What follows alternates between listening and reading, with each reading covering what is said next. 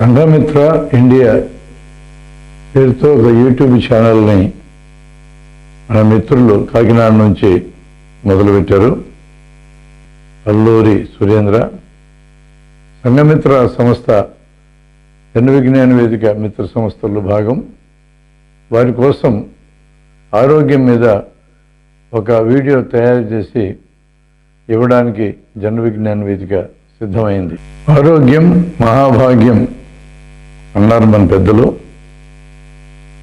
ఇతర అన్ని భాగ్యాల కంటే ఒక మనిషి ఆరోగ్యంగా ఉండడమే పెద్ద భాగ్యమని దాని అర్థం.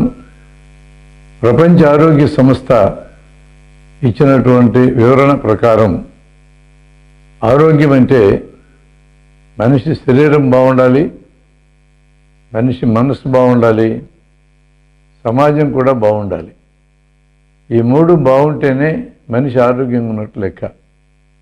కేవలం రోగం లేకపోవటమే ఆరోగ్యం కాదు అని కూడా ప్రపంచ ఆరోగ్య సంస్థ వివరణ ఇచ్చింది. అంటే ఆరోగ్యం అనే స్థాయిలోంచి మనిషి దిగజారితే అనారోగ్యం అనే పరిస్థితి వస్తుంది. అంతకంటే దిగజారితే రోగం అనేది వస్తుంది. ఎవరైనా పెద్దలు మాట్లాడేటప్పుడు ఆరోగ్యం గురించి మీరు చెప్పండి అని మనం అడిగితే ఒక 2-3 నిమిషాల్లోనే ఆరోగ్యం గురించి మాట్లాడటం ఆపేసి రోగాల గురించి, వైద్యం గురించి, డాక్టర్ల సంఖ్య గురించి, ఆసుపత్రుల సంఖ్య గురించి, నర్సులు పడకల గురించి మాట్లాడతారు. ఇది ఆరోగ్యంలో ఒక చిన్న భాగం మాత్రమే. మెడికల్ కాలేజీలో చదువుకునేటప్పుడు సోషల్ అండ్ ప్రివెంటివ్ మెడిసిన్ అని ఒక సబ్జెక్ట్ ఉంటుంది. ఇదొక్క సబ్జెక్టే మెడికల్ కాలేజీలో ప్రజల ఆరోగ్యం గురించి పూచిపడేటటువంటిది. మిగతా దాదాపు అన్ని సబ్జెక్టులు కూడా రోగాలు వస్తే ఏం చేయాలి, ఆ రోగాల లక్షణాలు, వాటిని కనుక్కోవటం ఎలా, వాటికి వైద్యం ఎలా చేయాలి, ఇవన్నీ చెప్తాయి. కానీ సోషల్ అండ్ ప్రివెంటివ్ మెడిసిన్ అనే సబ్జెక్టు ఈ రోగానికంటే ముందుండే ఆరోగ్య దశను గురించి ఎక్కువగా మాట్లాడుతుంది. ఆ సోషల్ అండ్ ప్రివెంటివ్ మెడిసిన్లో ఉన్నటువంటి ఒక భావన ఏంటంటే 5 పిల్లర్స్ ఆఫ్ హెల్త్, అంటే మనిషి ఆరోగ్యంగా ఉండడానికి 5 పునాదులు. యాక్చువల్గా అది 5 కాదు, 6 పునాదులను చెప్పుకోవచ్చు. మనిషి ఆరోగ్యంగా ఉండాలంటే మొట్టమొదటిది ఆహారం. ఈరోజు మన దేశంలో ఉన్న జనాభాలో దాదాపు 130 మందికి సరిపడా ఆహారం దొరకటం లేదు. మరో 30 మందికి అవసరానికి మించి ఆహారం దొరుకుతూ ఉంది. మిగతా 40 మందికే అవసరమైనంత ఆహారం దొరకటం, అందులో ఎంతమంది సమీకృత ఆహారం తీసుకుంటున్నారనేది కూడా చెప్పలేము. ఆహారం దొరుకుతుంది అంతే. అంటే ఆహారం అనే ఇంత ఫండమెంటల్ విషయం మీద కొన్ని బేసిక్ అంశాలు తెలియకపోవడం విచారించదగ్గ విషయం. ఆహారం తక్కువ దొరకటం అంటే శక్తినిచ్చే కార్బోహైడ్రేట్ లేదా పిండి పదార్థం తక్కువ దొరుకుతూ ఉండొచ్చు. శరీరాన్ని నిర్మించడానికి ఉపయోగపడే మాంసకృతులు, శరీరంలో రోగ నిరోధక వ్యవస్థని కాపాడడానికి ఉపయోగపడే మాంసకృతులు, ఇవి కూడా తక్కువగా దొరుకుతుండొచ్చు. కణ నిర్మాణానికి ఉపయోగపడే ఫ్యాట్స్ లేదా కొవ్వులు తక్కువగా దొరుకుతూ ఉండొచ్చు. లేదా మినరల్స్, ఖనిజ లవణాలు, ఇవి కూడా తక్కువగా దొరుకుతుండొచ్చు. ఏవి తగ్గినా సరే ఆహార లోపమని మనం పిలుస్తాం. విటమిన్లు తగ్గితే విటమిన్ల లోపమని పిలుస్తాం. అట్లా లోపభూయిష్టంగా ఆహారం దొరికేటటువంటి జనాభా ఇంతమంది ఉన్నారు. ఆహారం తక్కువ దొరికింది, బలం తక్కువైంది, రోగనిరోధక వ్యవస్థ సరిగా పనిచేయదు. అలాంటి వారికి వచ్చే ఒకానొక రోగం క్షయజబ్బు. క్షయజబ్బుని చాలా సులభంగానే డాక్టర్లు గుర్తించగలరు. మనిషి తగ్గిపోయి ఉంటే జ్వరం వస్తుంది, ఆకలి తగ్గుతుంది. వీటన్నిటిని బట్టి ఇది క్షయజబ్బు అని డాక్టర్ గుర్తుపట్టగలరు. దానికి పరిష్కారంగా ఏం చెప్తాము డాక్టర్లమి? మంచి ఆహారం తిను, విశ్రాంతి తీసుకో, మందులు వాడుకొని చెప్తాం. నాకు ఈ రోగం ఎందుకు వచ్చిందయా అని అడుగుతాడు రోగి. నువ్వు తినే ఆహారంలో మాంసకృతులు తగ్గినందువలన శరీరంలో యాంటీబాడీస్ లేదా రక్షక పదార్థాలు సరిపడా తయారు కాక, అంటే రోగక్రిమి క్షయరోగ క్రిమి నీ మీద దాడి చేసినప్పుడు దాన్ని ఎదుర్కొనే శక్తి నీలో లేక రోగం వచ్చింది అని చెప్తాడు డాక్టరు. మరి నువ్వు విశ్రాంతి తీసుకోమంటున్నావు కదా, విశ్రాంతి తీసుకుంటే ఇప్పుడున్న పని కూడా ఉండదు, ఇప్పుడు దొరికే తిండి కూడా దొరకదు, ఇంకా రోగనిరోధక శక్తి తగ్గిపోతుంది కదా అంటాడు. పైగా మంచి తిండి తినంటున్నావు, ఉన్న తిండే దొరకని పరిస్థితి వస్తుంది కదా, మంచి తిండి ఎలా తినాలి అంటాడు.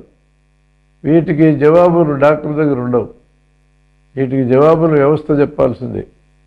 అందుకే రాబర్ట్ విర్కో అనే ఒక శాస్త్రజ్ఞుడు 100 ఏళ్ల పైన మాట్లాడినాడు, medicine is nothing but politics in large scale. వైద్యం అంటే పక్కా రాజకీయమే అన్నాడు ఆయన. కొంతమంది మనుషులకి ఆహారం సరిపడా ఎందుకు దొరకదు, ఇది రాజకీయం. మరి కొంతమందికి అవసరానికి మించి ఎందుకు దొరుకుతుంది, ఇది రాజకీయమే.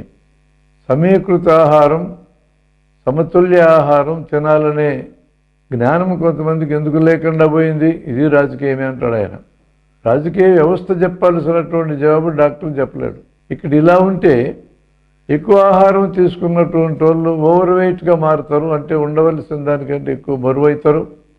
అది ఇంకాస్త ముదిరితే ఒబేసిటీ లేదా ఉబకాయం అని పిలుస్తాం. ఈ ఉబకాయస్తులు దాదాపు 10-12 కోట్ల మంది మన దేశంలో ఉన్నారు.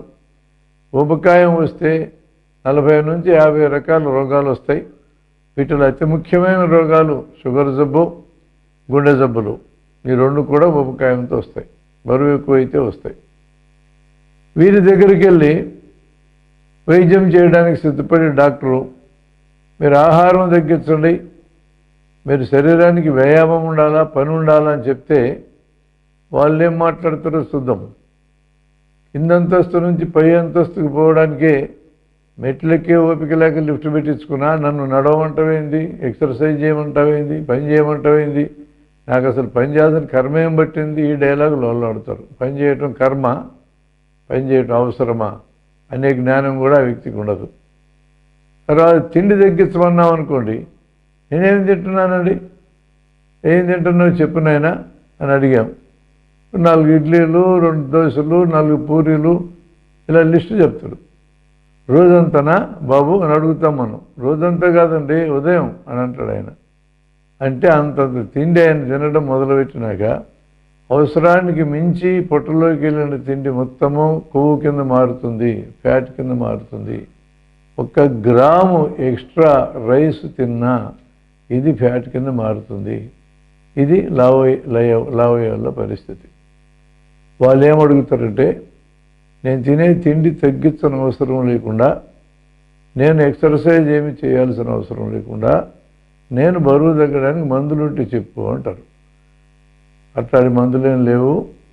అలాంటి మందులు ఉన్నాయని చెప్పిన ప్రచారం అయ్యేవి కూడా చాలా రిస్కులతో కూడుకున్న మందులు అవి. వాటితో సైడ్ ఎఫెక్ట్లు ఎక్కువ, కొన్ని అయితే క్యాన్సర్లు తెచ్చే అవకాశం కూడా ఉన్నది.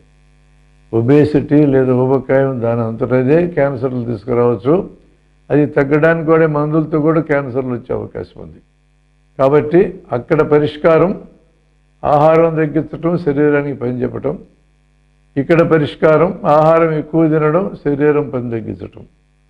ఇక్కడేమో ఈ పేదవారి దగ్గర, ఆహారం లేని వారి దగ్గర సరైన జవాబు డాక్టర్లు చెప్పగలిగిన, అమలు చేయగలిగే శక్తి డాక్టర్లకి లేదు, రోగులకి లేదు. లావైనటువంటి వాళ్ళ దగ్గర సరైన పరిష్కారం డాక్టర్లు చెప్పినా అక్కడ వాళ్ళు వినరు, వినే అవకాశం లేదు. కాబట్టి 2 చోట్ల వైద్య వృత్తి ఫెయిల్ అవుతుంది. కాబట్టి తగిన నాలెడ్జ్, జ్ఞానం మనం అందించి ఆ జ్ఞానం ఆధారంగా పరిష్కారం చేసుకోగలిగే చోట్ల పరిష్కారం చేసుకోవాలి. వ్యవస్థ, రాజ్య వ్యవస్థ దీనికి బాధ్యత వహించి ఈ సమస్యని పరిష్కరించే పని చేయాలి. అంటే నిజంగా ఈ ప్రపంచంలో ప్రజలందరికీ ఆహారం పెట్టగలిగే పరిస్థితి లేదా, కొన్ని మన దేశంలో ఆ రకమైన పరిస్థితి లేదా? 7,40,00,000 టన్నుల ఆహారం నిలువ ఉంది ఈ క్షణంలో అని చెప్పని అంటున్నారు. ఈ సంవత్సరం పంట కూడా బ్రహ్మాండంగా వచ్చింది. కానీ ఆహారం లేని జనం ఇంతమంది ఉంటుంది సరైనదేనా? ప్రతి ఏడాది మన దేశంలో 70 నుంచి 80 వేల మంది కేవలం తిండి లేక మరణిస్తూ ఉన్నారు. తిండి లేక శరీరంలో రోగనిరోధక వ్యవస్థ బలం తగ్గిపోయినందువలన వచ్చే రోగాలతో 14 లక్షల మంది చనిపోతున్నారు. అసలు ఈ చావులన్నీ అనవసరమైన చావులే. రాజ్య వ్యవస్థ కానీ జాగ్రత్త తీసుకుంటే వీటన్నిటినీ నివారించగలదు. ఒకవైపు బలంగా ఉండడానికి ఆహారం తినాలి, మాంసకృతులు ఉండాలని మనం చెప్తా ఉంటే మందుల కంపెనీలు ముందుకొచ్చి బలంగా ఉండడానికి మేము మార్గం చెప్తామన్నారు. టానిక్లు దాదాపు 10,000 మందుల కంపెనీలు మన దేశంలో ఉన్నాయి. ఈ కంపెనీలు దాదాపు అన్నిటికీ ఒక టానిక్ అనేది ఉంటుంది. టానిక్ అంటే బలం ఇచ్చేదని ఒక అభిప్రాయం ప్రజల్లో పడిపోయింది. నవలల్లో కానీ సినిమాల్లో కానీ కథల్లో కానీ టానిక్ అనే మాట వాడటం అలవాటు కింద మారింది. టానిక్ల ద్వారా బలం వస్తుందా? టానిక్లు దాదాపు అన్ని కంపెనీలు తయారు చేసేవి. కానీ 1986 నుంచి కొంతమంది సామాజిక రంగంలో పనిచేసే వ్యక్తులు, ఆ తర్వాత వచ్చినటువంటి జన విజ్ఞాన వేదిక లాంటి సంస్థలు, వీళ్ళందరూ పనిగట్టుకొని ఈ మందుల విషయంలో ప్రచారం చేసిన కారణంగా ఈరోజు దాదాపు అన్ని కంపెనీలు టానిక్లు మానేసినాయి. కానీ ఒక కంపెనీ ఇంకా టానిక్ తయారు చేస్తుంది. దాన్ని నేను విశ్లేషిస్తాను, గమనించి. దీని పేరు బేయర్స్ టానిక్. బేయర్ అనే కంపెనీ తయారు చేసినటువంటి టానిక్. ఈ కంపెనీ జర్మనీ కంపెనీ. హిట్లర్ జర్మనీని పరిపాలించే కాలంలో యూదుల్ని కాన్సంట్రేషన్ క్యాంపుల్లో పెట్టి గ్యాస్ పెట్టి చంపాడు. ఆ గ్యాస్ని తయారు చేసిన కంపెనీ ఈ బేయర్ కంపెనీ. ఆ చరిత్ర దీనికి ఉన్నది. ఇప్పుడు అలాంటి గ్యాస్ ఏం తయారు చేయటం లేదు, కానీ బేయర్స్ టానిక్ అనే పేరుతో టానిక్ తయారు చేస్తూ ఉంది. ఇది 250 ml అంటే 1/2 లీటర్ ఉంటుంది దీంట్లో. దీని ఖరీదు 113 రూపాయలు. ఇందులో ఏముంటుంది? వీళ్ళు ఇచ్చినటువంటి కాంపోజిషన్ అనే డేటా ప్రకారంగా చూస్తే ఈ మొత్తం బాటిల్లో 5 గ్రాముల బరువు ఉండే లివర్ కాలే ముక్క ఉంటుంది. 10% ఆల్కహాల్ ఉంటుంది. 10% అంటే 250 mlలో 10% అంటే 25 ml అంటే 25 ml దీంట్లో ఆల్కహాల్ ఉంటుంది. ఈ రెంటి గురించి మాట్లాడదాం. 5 గ్రాములు లివరు ఉపయోగపడేదే, కానీ 5 గ్రాముల ఖరీదు ఎంత అవుతుంది? మహా అయితే 2 రూపాయలు 3 రూపాయలు అవుతుంది, అంతకంటే కాదు. అదొకటే ఇందులో పనికొచ్చేది. సారాయి దేనికి పనికొస్తుంది? ఆల్కహాల్. ఆల్కహాల్ శరీరంలో ఏ అవసరాలు తీర్చదు. కానీ ఆల్కహాల్ తీసుకుంటే జీర్ణాశయంలో జబ్బులు వస్తాయి, గుండెలో జబ్బులు వస్తాయి, మెదడులో జబ్బులు వస్తాయి, మూత్రపిండాలు పాడవుతాయి, లివర్ పాడవుతుంది. లివర్ పాడై సిరోసిస్ ఆఫ్ లివర్ అనే జబ్బు వస్తుంది. ఆ జబ్బు వస్తే పొట్టలో నీరు చేరి బాణపొట్ట తయారవుతుంది. నీకంటే ముందు నీ పొట్ట నడుస్తూ ఉంటుంది. పేడ దుక్కినా పెంట దుక్కినా చూసుకునే పనే లేదు. పొట్ట అడ్డం వస్తుంది కాబట్టి కాళ్ళు కనపడవు. ఇక నరాలు దెబ్బతిని జ్ఞాపక శక్తి తగ్గిపోతుంది. దీన్ని ఆల్కహాలిక్ డిమెన్షియా అని పిలుస్తారు. నీ పేరు మర్చిపోతావు, ఊరి పేరు మర్చిపోతావు, బంధువుల పేర్లు మర్చిపోతావు, చివరికి ఎవడన్నా అప్పించినా అది కూడా మర్చిపోతావు. అట్లాంటి మతిమరుపు వస్తుంది. గుండె పెరుగుతుంది. దీని కవులు మాట్లాడే హృదయ వైశాల్యం కాదు, ఇది నిజంగానే పెరుగుతుంది. ఇన్ని అనర్థాలకి కారణం ఆల్కహాల్, మద్యం. అలాంటి ఆల్కహాల్ ఈ టానిక్లో ఉన్నది. ఈ టానిక్ అనేదాన్ని పిల్లలకు దాపుతాం, పెద్దలకు దాపుతాం, ముసలాళ్ళకు దాపుతాం. అంటే మనకు తెలియకుండానే మన జనానికి ఈ టానిక్ రూపంలో ఆల్కహాల్, మద్యం తాపిస్తూ ఉన్నాము. చిన్నతనం నుంచి ఈ టానిక్లు అలవాటు చేస్తే ఈ మద్యం అలవాటు రాదని ఎటువంటి హామీ ఈ కంపెనీ ఇవ్వగలదు? తాగుతాం, పొట్టలో పోతుంది, పొట్టలోంచి పేగుల్లోకి, పేగుల్లోంచి రక్తంలోకి, రక్తంలోంచి మూత్రపిండాల్లోకి, మూత్రపిండాల్లోంచి మూత్రంలోకి, మూత్రం సైడ్ కాలువల్లోకి పోతుంది. మనం 113 రూపాయలు ఖర్చు పెట్టి తాగిన ఈ సీసా ఫైనల్గా సైడ్ కాలువల్లోకి పోవడానికి వెనుకొస్తుంది. ఏడాదికి మన దేశంలో 20,000 కోట్ల రూపాయల ఖరీదైన టానిక్లు తాగుతూ ఉన్నారు. టానిక్లు పొద్దున 3 మూతలు, మధ్యాహ్నం 3 మూతలు, రాత్రి 3 మూతలు తాగమని చెప్తాం మేము. మా సొమ్ము ఏం పోతుంది? డాక్టర్లకి ఏమి నష్టం? అలా తాగితే 2 రోజుల్లోనే సీసా అయిపోతుంది కదయ్యా అంటే మళ్ళీ ఇంకోటి కొనుక్కో అంటాం. కేవలం డాక్టర్ల మీద బాధ్యత వేయటం కాదు, అసలు ఈ టానిక్లు లాంటివి అందుబాటులో పెట్టినాలదే నేరం అవుతుంది, కానీ కేవలం రాసేవాళ్ళదే నేరం అనటానికి లేదు. ప్రజలకు అవగాహన కలిగిందనుకోండి, ఈ టానిక్లు తాగడం దండగాని, అప్పుడు వీటిని తాగడం మానేస్తే తయారు చేయటం కూడా మానేస్తారు. ఒక పక్క అవగాహన పెంచాలి, మరోపక్క ప్రభుత్వాలు ఇటువంటి వాటిని మార్కెట్లో లేకుండాను చేయాలి. ఏ టానిక్ చరిత్ర చూసినా ఏమున్నది గర్వకారణం, ప్రతి టానిక్ చరిత్ర సమస్తం దోపిడీ పరాయణత్వం. టానిక్ తాగితే బలం వస్తుంది, మీకు కాదు మందుల కంపెనీలకు. ఇది జన విజ్ఞాన వేదిక చెప్పినటువంటి స్లోగన్. తర్వాత ఇంకో పదార్థం ఉంది, ఇది కూడా బలం వస్తుందని చెప్పబడే పదార్థమే. దీని పేరు గ్లూకోన్-డి. 125 గ్రాములు ఉంటుంది దీంట్లో. 24 రూపాయలకు అమ్ముతున్నారు. దాదాపు 100 గ్రాములు 20 రూపాయలు. ఇప్పుడు కిలో గ్లూకోజ్ ఎంత అవుతుంది? 200 అవుతుంది. వీటి ప్రచారం ఎలా జరుగుతుంది? ఒక ఆఫీసులో ఒక ఆఫీసర్ ఫైళ్ళు తిప్పలేక అలసిపోయి ఉంటాడు, ఒళ్ళంతా చెమటలు పడతాయి. వెంటనే టేబుల్ మీద గ్లూకోన్-డి వచ్చి కూర్చుంటుంది. దాన్ని తెరిచి గ్లాసులో పోసుకొని తాగగానే ఎక్కడ లేని శక్తి వస్తుంది. వెంటనే ఫైళ్ళన్నీ మూసి సూట్ కేసులో పెట్టుకొని ఆటో రిక్షా ఎక్కి ఇంటికి వెళ్తాడు. ఇంటి దగ్గర ఆయన భార్య పిల్లలు 200 గ్రాములు డబ్బా తెరుచుకొని తాగుతూ ఉంటారు. ఈయన మళ్ళీ ఇంకో గ్లాస్ అక్కడ తాగుతాడు. వెనక బ్యాక్గ్రౌండ్లోంచి తక్షణ శక్తికి గ్లూకోన్-డినే తాగండి అని అడ్వర్టైజ్మెంట్ వస్తుంది. ఇది తయారు చేసే కంపెనీ గ్లాక్సో కంపెనీ. ఈ కంపెనీ 1946లో మన దేశానికి ₹1,00,000 పెట్టుబడితో వచ్చింది.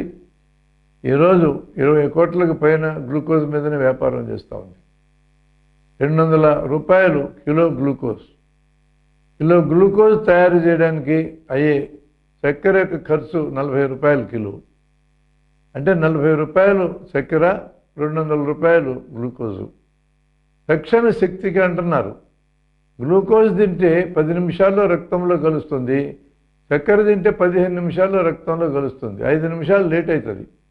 ఇవి 5 నిమిషాలు లేట్ అయినంత మాత్రాన ఈ ప్రపంచంలో ఆగిపోయి విప్లవాలు ఏమున్నాయి? ఆలస్యంగా రక్తంలో కలిస్తే నష్టమైంది. అందుకనే చక్కెర ఉండగా గ్లూకోజ్ దండగా అనే ఒక స్లోగన్ని మేము ఫ్రేమ్ చేశాం. చక్కెర కంటే బెల్లం ఉత్తమం.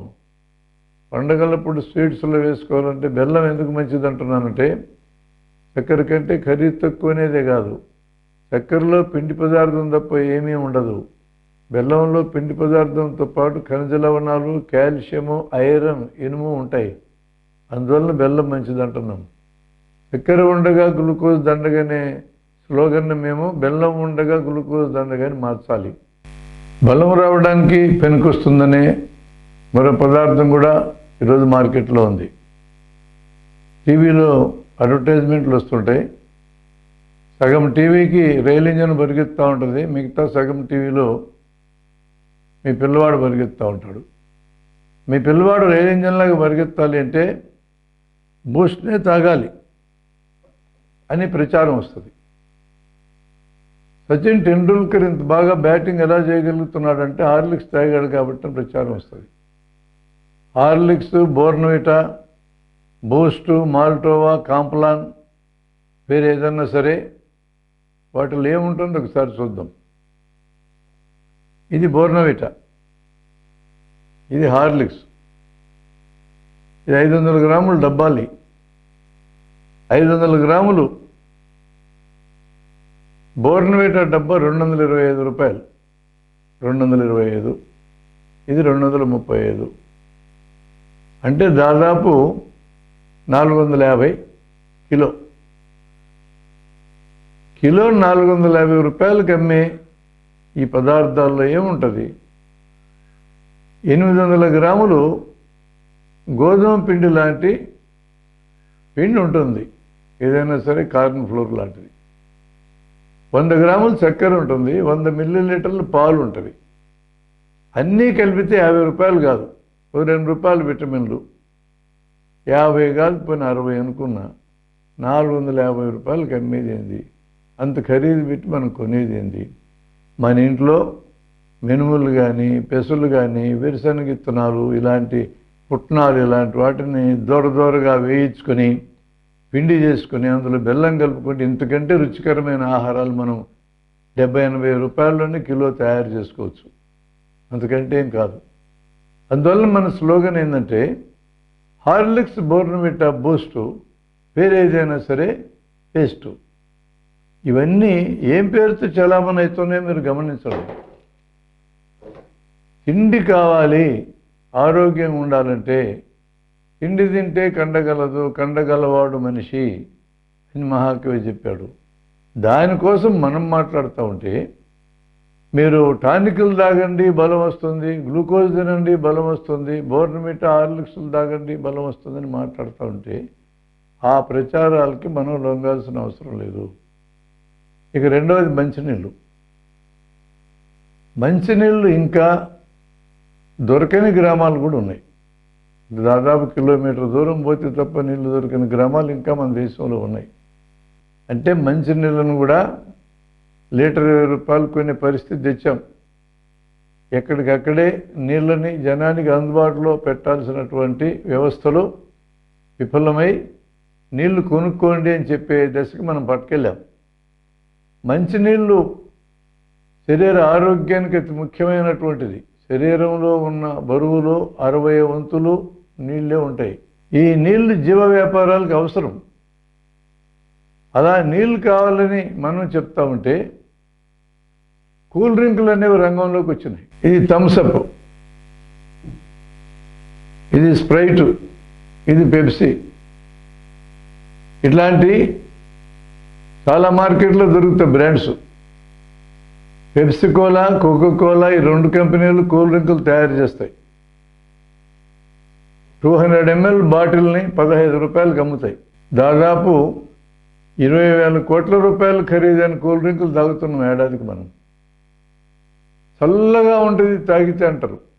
అంటే చల్లగా ఫ్రిడ్జ్లో పెట్టి తెచ్చిస్తారు కాబట్టి చల్లగానే ఉంటుంది. చల్లగా ఎంత చల్లగా ఉన్నటువంటిదైనా, ఎంత వేడిగా అటువంటిదైనా నాలుక దాటిన తర్వాత ఇక రుచి తెలియదు. నాలుక దాకానే రుచి. Body temperature 37 degrees centigrade. వేడిగా ఉండేది తాగినా, చల్లగా ఉండేది తాగినా 1 నిమిషం లోపల 37 degrees అవుతుంది. కేవలం నాలుక రుచి మాత్రమే. దీంట్లో ఏముంటుంది ఈ కూల్ డ్రింక్లో? దీంట్లో చక్కెరలు ఉంటాయి. ఇష్టం వచ్చినట్టు తాగితే బరువు ఎక్కడానికి దారి తీస్తుంది.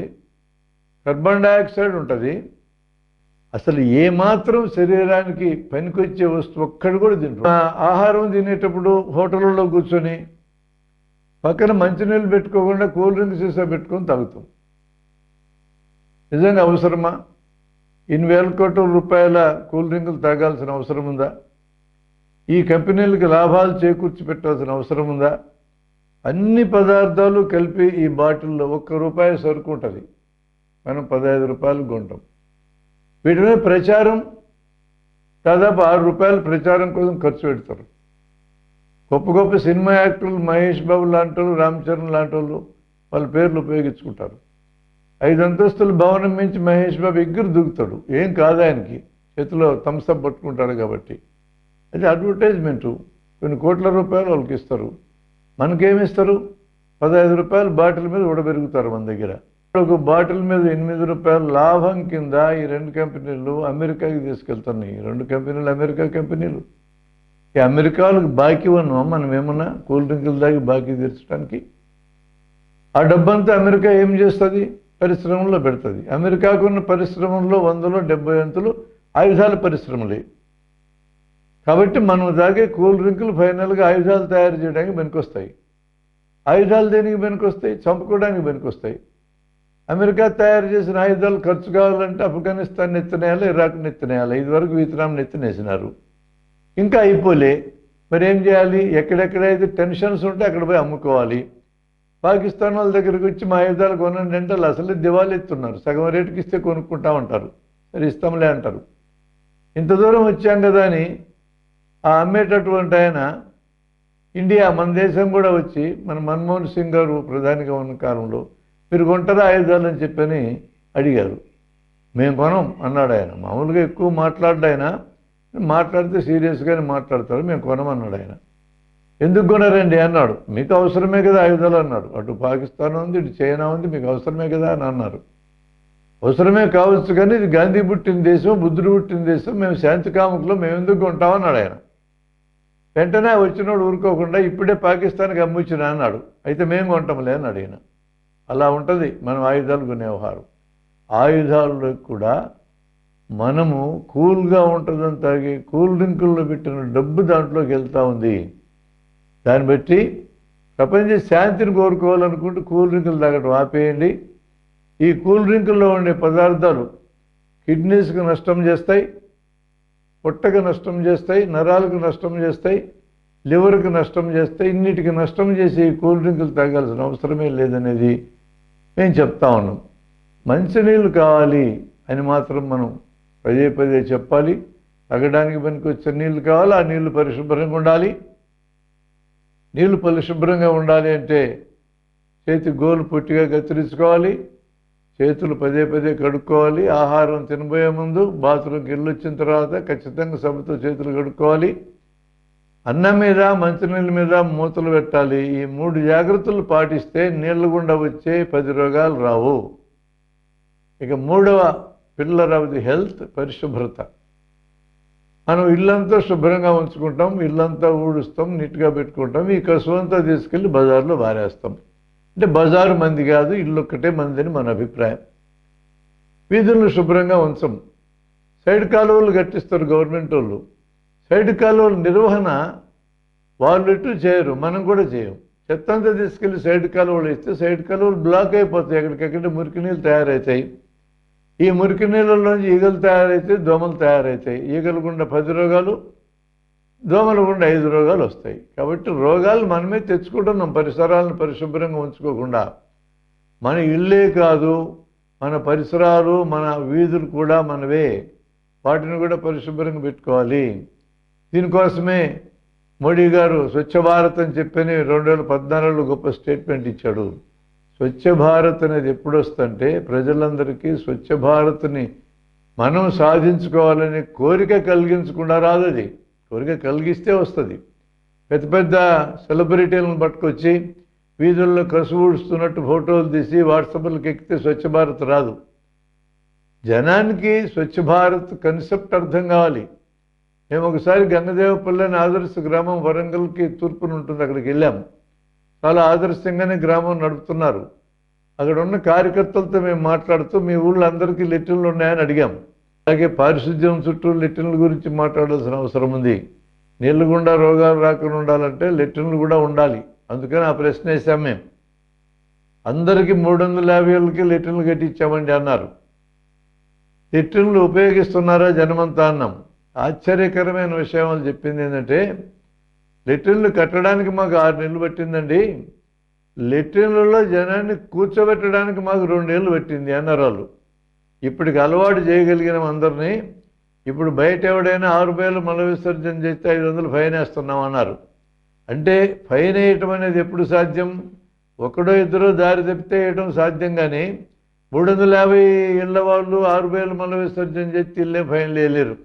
వాళ్ళకి ముందు అర్థమయ్యేటట్టు చెప్పి అలవాటు చేయించారు. అందుకని ఏ మంచి అలవాటు, ఏ మంచి పద్ధతి ప్రజల్లోకి వెళ్ళాలన్నా మనం వాళ్ళకి అలవాటు చేయడం చాలా ఇంపార్టెంట్.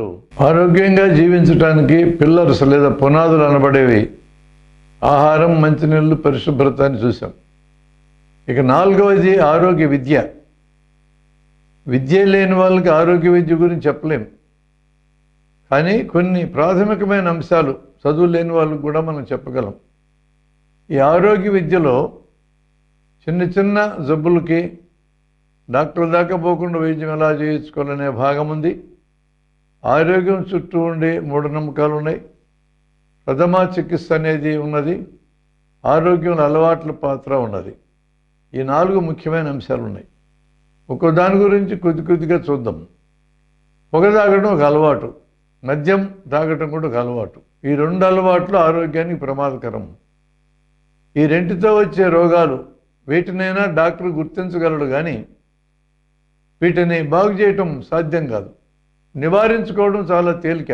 ప్రజలు ఈ అలవాట్లకు దూరంగా ఉంటే ఆ జబ్బులే రావు. అసలు పొగ తాగితే ఊపిరితిత్తుల్లో క్యాన్సరు, పొట్టలో పుండు, పొట్టలో క్యాన్సరు, నోటి దగ్గర నుంచి మలద్వారం దగ్గర ఎక్కడైనా క్యాన్సర్ రావచ్చు, గుండె జబ్బులు వస్తాయి, బీపీ వస్తుంది. ఇన్ని అనర్థాలకు కారణమైనటువంటి పొగ గురించి ఇప్పుడు ప్రభుత్వాలు కూడా బాగానే ప్రచారం చేస్తున్నాయి. కానీ అదే మోతాదులో మద్యం తాగితే వచ్చే ప్రమాదాల గురించి కూడా ప్రచారం చేయాలని మేము కోరుకుంటున్నాం. ఈ రెండు మానవ జాతికి ఉన్న దుర్మార్గమైనటువంటి అలవాట్లు. ఈ అలవాట్లు ఖచ్చితంగా వదులుకోవాలి. ప్రథమ చికిత్స అంటే ఒక సమస్య ఎదురైనప్పుడు వెంటనే ఏం చేసి ప్రాణాలు పోకుండా కాపాడాలి లేదా ప్రమాదాలు పెరగకుండా ఆపాలి అనేది ప్రథమ చికిత్స. డాక్టర్లు పెరిగితే ప్రథమ చికిత్స పెరగదు. ప్రజలందరికీ ప్రథమ చికిత్స సూత్రాలు తెలియాలి. అంటే తేలుగుడితే ఏం చేయాలి, పాంగరిస్తే ఏం చేయాలి, కరెంట్ షాక్ అయితే ఏం చేయాలి, మందుతో రియాక్షన్ వస్తే ఏం చేయాలి, రకరకాల సమస్యలు ఇందులో ఉన్నాయి. వీటన్నిటి గురించిన అవగాహన ప్రజలకు చదువు ఉన్నా లేకపోయినా కూడా కల్పించాలి. స్కూళ్ళల్లో కానీ కాలేజీల్లో కానీ ప్రథమ చికిత్స నేర్పించడం కానీ మొదలెడితే ప్రజలందరికీ ప్రథమ చికిత్స సూత్రాలు నేర్పించడం సులభంగా సాధ్యమవుతుంది. అందువలన విద్యలో సిలబస్లో భాగం కింద ప్రథమ చికిత్స కంపల్సరీగా నేర్పించాలనేది మా అభిప్రాయం. తర్వాత చిన్న చిన్న జబ్బులకి చిన్న చిన్న వైద్యాలు. ఇది చాలా ఇంట్రెస్టింగ్ సబ్జెక్టు. మనుషులకి వచ్చే జబ్బులు అనుకునే మనం అందరం పిలుచుకునే వాటిల్లో 100% జబ్బులు కావు, అవి ప్రమాదం చేసేవి కావు. ఉదాహరణకి మనకు వచ్చే జ్వరాలలో 100లో 70 రకాల జ్వరాలు షార్ట్ వైరల్ ఫీవర్స్ లేదా వైరల్ ఫీవర్స్ అంటాం. ఇవి 5 నుంచి 7 రోజుల లోపల ఒకటంతటవే తగ్గిపోతాయి.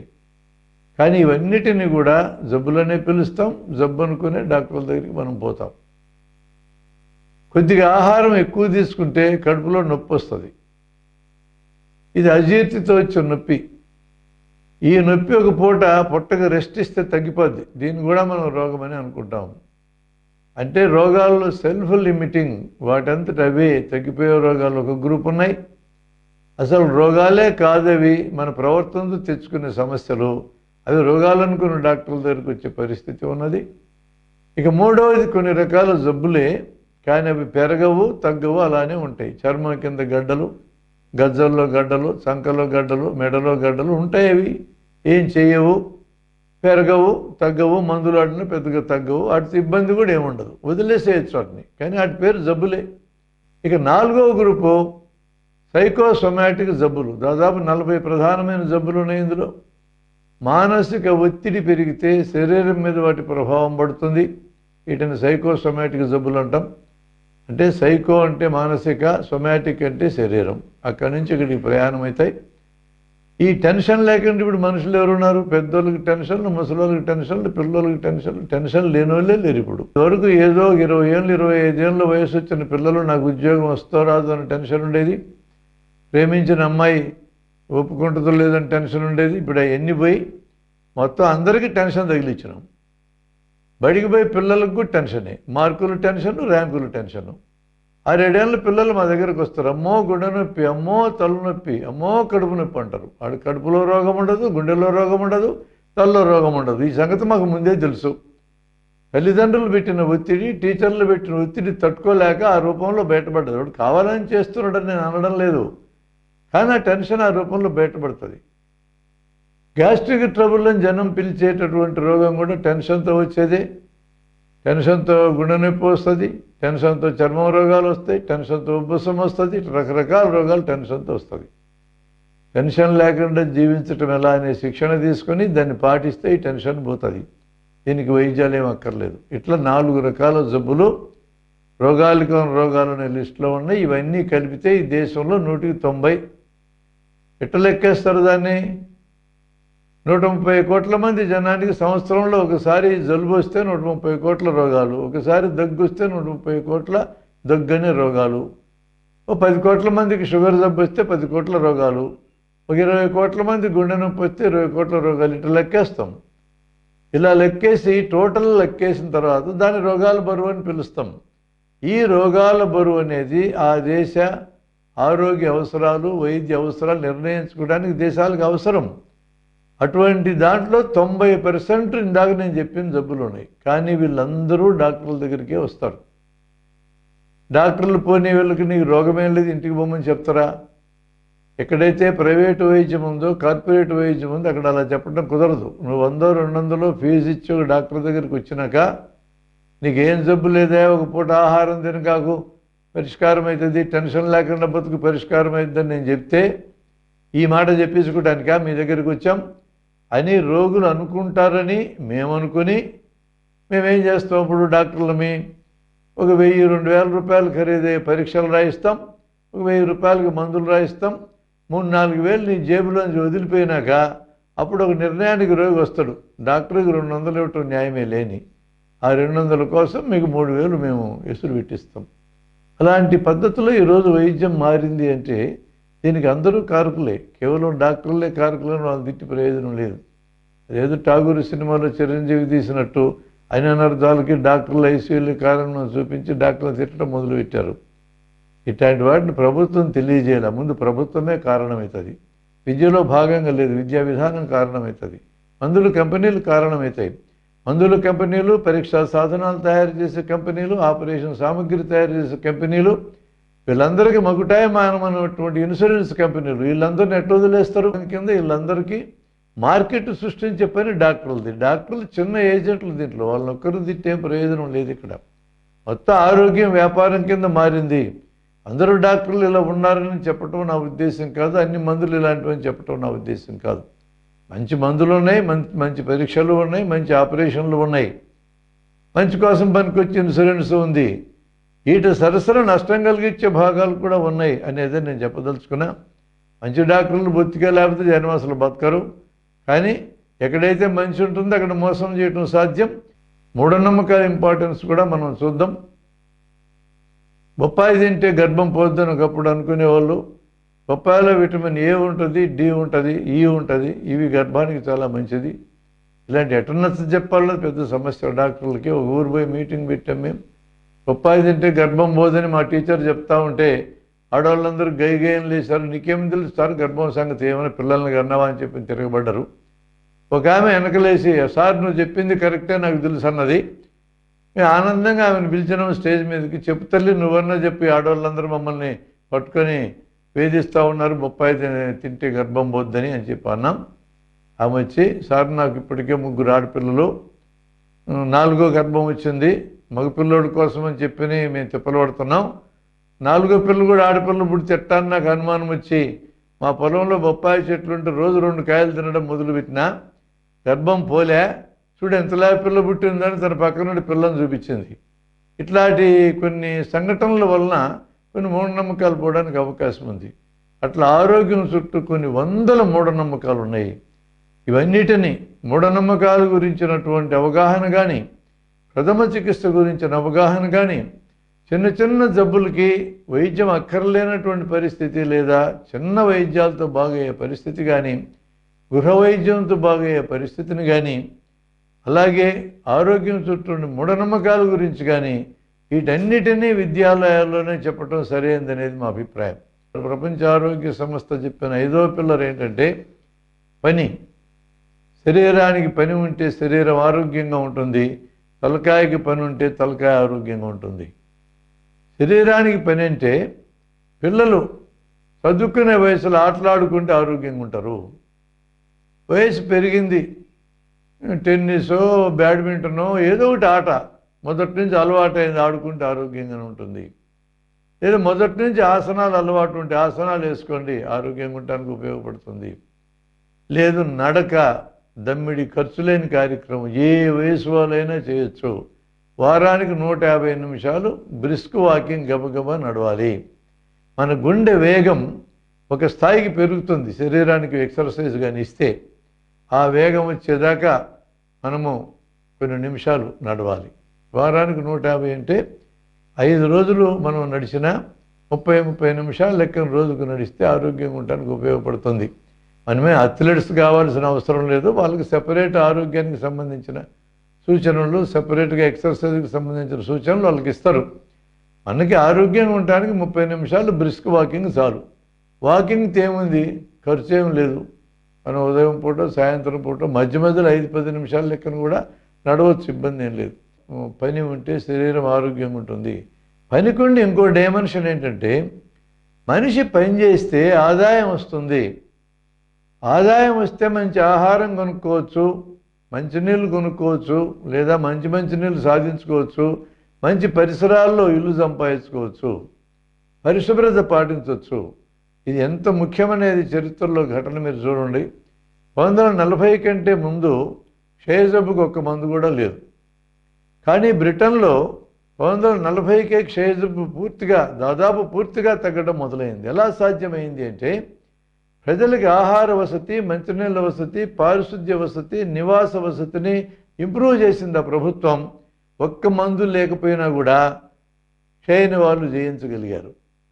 ఈరోజు మన దేశంలో క్షయకి 10 రకాల మందులు అందుబాటులో ఉన్నాయి. 10 రకాల మందులు అందుబాటులో ఉన్న ఏడాదికి 3.5 లక్షల మంది క్షయజబ్బుతో ఇక్కడ చచ్చిపోతున్నారు. కారణం ఏంటి? ఆహారం లేదు, పారిశుద్ధ్యం లేదు, మంచినీళ్ళు లేదు, నివాస వసతి లేదు. ఇవి కారణాలు. ప్రజారోగ్య వ్యవస్థ ఎంత ముఖ్యమో దీన్ని బట్టి మనకు అర్థమవుతుంది. ఇక 6వ పిల్లర్ ప్రజారోగ్య వ్యవస్థ. ప్రజారోగ్య వ్యవస్థలో భాగం కింద ప్రజలకి ఆరోగ్యాన్ని అందించే 5 పిల్లర్ల గురించి ప్రభుత్వం జాగ్రత్త పడాలి. వైద్య సౌకర్యాలు అందరికీ అందేటట్టు చేయాలి. హాస్పిటల్లో వైద్యం చేస్తారు, రోగం వచ్చినాకే వస్తారు. ఆ వచ్చినప్పుడు ఏది రోగం కాదో చెప్పాలి, రోగం కాని దానికి జాగ్రత్తలు ఏందో చెప్పాలి, ఈ వచ్చిన రోగం పోయే మార్గం చెప్పాలి, మళ్ళీ రాకుండా చేసుకోవడం చెప్పాలి. ప్రజలందరికీ సంబంధించిన ఆరోగ్యం గురించి జాగ్రత్త తీసుకోవటమే ప్రజారోగ్య వ్యవస్థ యొక్క లక్ష్యం. ఇక్కడ డాక్టర్లు కానీ, బెడ్లు కానీ, నర్సులు కానీ, మందులు కానీ ఇక్కడ రంగంలోకి వస్తాయి. అంటే రోగాన్ని నయం చేయటం కూడా ఆ రోగి మరొకరికి రోగం అందించుకుని ఉండటానికి తోడ్పడుతుంది. ఇటువంటి పరిమితమైన పని చేసినా కూడా ప్రజారోగ్య వ్యవస్థ చాలా ముఖ్యమైనది. ఈ కరోనా రోగం వచ్చిన సందర్భంలో మీరు గమనించండి, ప్రజారోగ్య వ్యవస్థ బలంగా ఉన్న చోట్ల జబ్బు ఎక్కువగా వ్యాపించలేదు. క్యూబా దేశం కానీ, వియత్నాం దేశం కానీ, ఇవి 2 సోషలిస్టు దేశాలు. పెట్టుబడిదారు దేశాలైన దక్షిణ కొరియా, తైవాన్ ఇటువంటి వాటిల్లో కూడా ప్రజారోగ్య వ్యవస్థ బాగా ఉంది. దీన్ని అదుపులో పెట్టుకోగలిగారు. ప్రజారోగ్య వ్యవస్థ బలంగా ఉన్నటువంటి కేరళలో ఈ జబ్బు చాలా తక్కువ ఉంది. 800-900 కంటే కేసులు లేవు, 4-5 కంటే మరణాలు లేవు. ప్రజారోగ్య వ్యవస్థ ఎంతో కొంత మెరుగ్గా ఉన్న దక్షిణాది రాష్ట్రాల్లో, అది ఆంధ్ర కానీ, తమిళనాడు, తెలంగాణ, కర్ణాటకలో కరోనా విలయం తక్కువగా ఉంది. మీరు జాగ్రత్తగా గమనించండి. అంటే ప్రజారోగ్య వ్యవస్థ కూడా పిల్లర్స్ ఆఫ్ ది హెల్త్లో ఒక ముఖ్యమైన భాగం.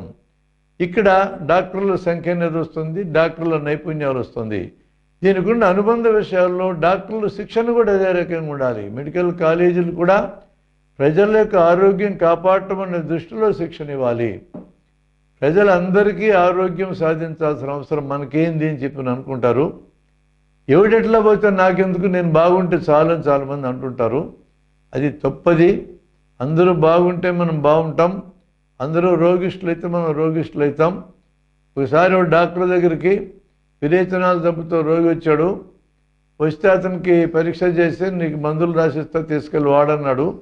ఆ కాగితం అటు ఇటు తిప్పుతున్నాడు అతను. ఏమయ్యా కాగితం తిప్పుతున్నావు అని డాక్టర్ అన్నాడు.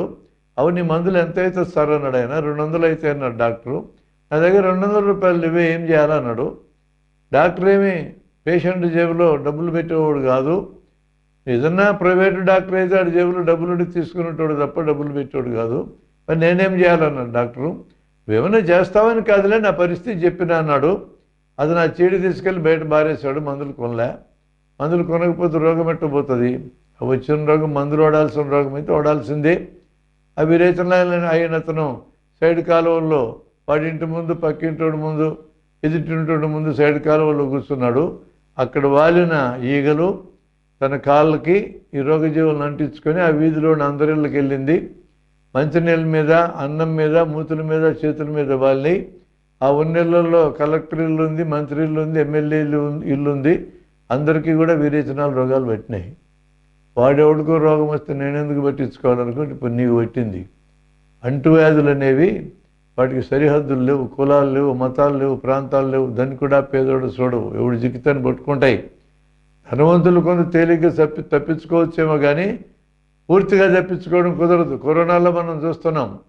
ఒక రకంగా పేదవాళ్ళకి రకరకాల రోగాలకు ఎక్స్పోజ్ అయ్యి శరీరంలో ఇమ్యూనిటీ పెరిగినందువలన వాళ్ళలోనే మరణాలు తక్కువ ఉన్నాయేమో కానీ ఇటువంటి ఇమ్యూనిటీకి ఎక్స్పోజ్ కానిటువంటి వాళ్ళ మరణాలు ఉన్నాయి. దేశాధినేతలు మరణిస్తున్నారు, పెద్ద పెద్ద సెలబ్రిటీలు మరణిస్తున్నారు. కాబట్టి అంటువ్యాధులకి సరిహద్దులు లేవు. ఎవడెలా పోతే నాకెందుకనే ఈ భాషే తప్పుడు భాష. ఆరోగ్య సూత్రాలు తెలియనందువలన వాళ్ళు 60 ఏళ్ళకి చచ్చిపోవచ్చు. అవన్నీ తెలుసు కాబట్టి మేము 80 ఏళ్ళు బతుకుతామని మనం అనుకోవచ్చు.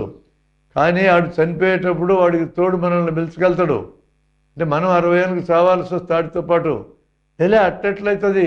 నేను 80 ఏళ్ళు బతకాలని మనం అనుకుంటే వాడిని కూడా 80 ఏళ్ళు బతికేటట్టు చేస్తే మనం 80 ఏళ్ళు బతుకుతాం. ఎవడెట్లా పోతే నాకెందుకనే ఫిలాసఫీని తప్పు. ఈ ఫిలాసఫీ మన పిల్లలకి నేర్పొద్దు. ఈ ఫిలాసఫీ ప్రజారోగ్య వ్యవస్థకు వ్యతిరేకమైన ఫిలాసఫీ. అందుకని 6th పిల్లర్ ప్రజారోగ్య వ్యవస్థ ఆహారం, మంచినీళ్ళు, పరిసరాల పరిశుభ్రత, ఆరోగ్య విద్య, పని, ప్రజారోగ్య వ్యవస్థ. ఈ 6 ఫండమెంటల్గా మనిషి ఆరోగ్యం ఉండటానికి పనికొచ్చే పిల్లర్స్ లాంటివి. వీటి మీద అవగాహన కలిగించుకోవడం ప్రతి ఒక్కరి యొక్క అవసరము.